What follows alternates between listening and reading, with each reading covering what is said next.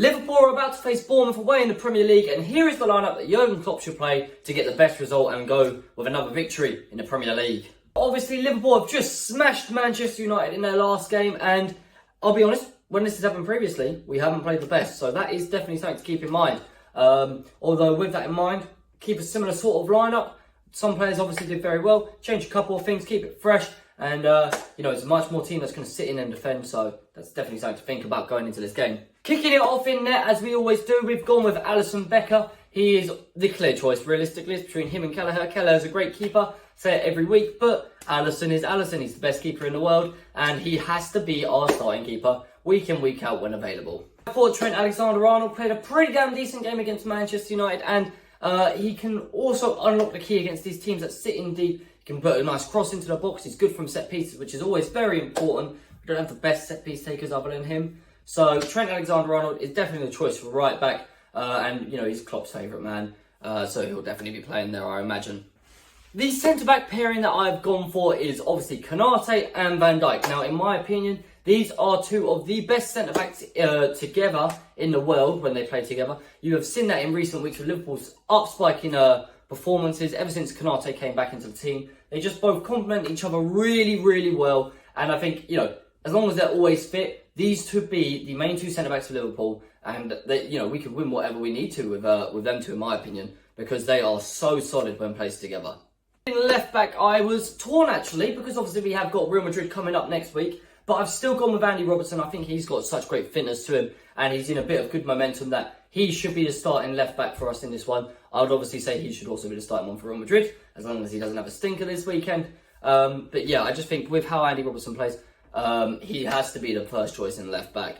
And that's why I've gone for Andy Robertson. Tsimikas could definitely do a job. If Klopp does go that way, I'd understand why. But yeah, I'd still go with Andy Robertson. I still think that we should play a 4-2-3-1 or a 4-3-3 with the attacking sort of midfielder. But I don't know whether Klopp will do that. So this is where my team differs slightly. You can imagine the last person I'm going to say in the attacking middle of the three would probably change out, in my opinion, if it was Klopp. But we'll get to that in a minute, because one of the holding players I'm going to say is Fabinho, which might come as a bit of a surprise because I had slated him in previous weeks. I have said he shouldn't be playing for us anymore. But then every time I seem to say that, he goes and does some decent performances, and then I say, you know what, let's give him another go. And then he normally throws it away. So let's hope he doesn't do that this time. Fabinho, I'm going to put you in that holding role. I thought you played really well against Wolves. I thought you played really well against Manchester United as well. So let's hope for more of the same. And maybe you've got a ball rolling. We'll see. But Fabinho, I think you deserve a start in this game against Bournemouth. The person I put next to him is Stefan Bajcetic. I mean, as a holding player,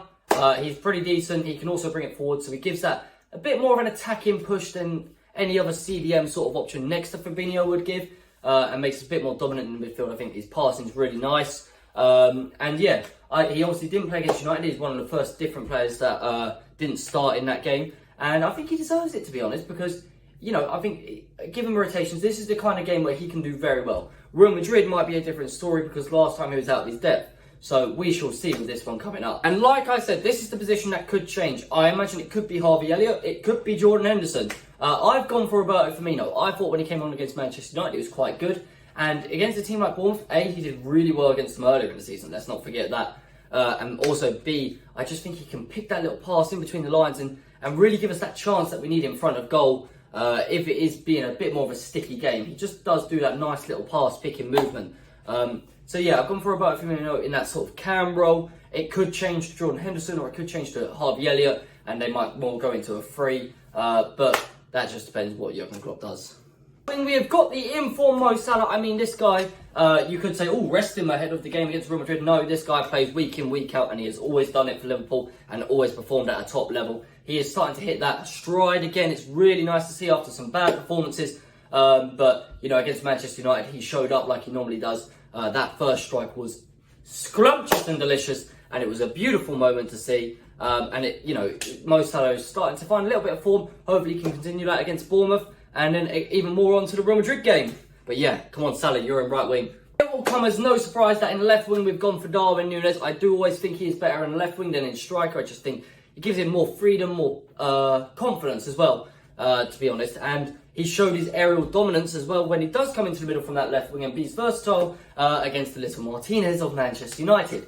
So yeah, it was great to see Darwin being so dominant in that game. Great performance from everyone, of course, and we just hope for more and more. He is starting to get the goals now. He's starting to show the league why everyone should be worried and why he was worth the price we paid for him. And I always supported you, Darwin, and you have shown what you've got. And up front is my favourite player, Cody Gakpo. I love this man. I think he's brilliant. His decision making, his finishing is good, and everything.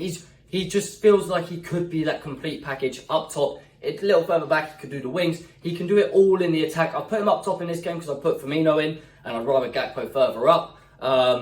In previous weeks I've said maybe play him a bit deeper, but I think he showed against Manchester United what he can do up front. Also, like I say, that swapping with Nunes, he's just really good, really versatile, and it was no doubt in my mind that Cody Gakpo has to be the man up top for Liverpool. But yeah, guys, that's going to do it. It's going to be obviously a 12:30 kickoff, nice early on the weekend of Saturday. So, it's going to be a big game for Liverpool. Hopefully we can keep it going, and it's important to get a good bit of form and carry it on, because every time we've done a big smashing game, we sort of drop off straight after, and I really don't want to see that happen again, especially with Real Madrid coming up in midweek. So, with that in mind, guys, if you have enjoyed, please do leave a like, subscribe if you're new, and in the next one, peace!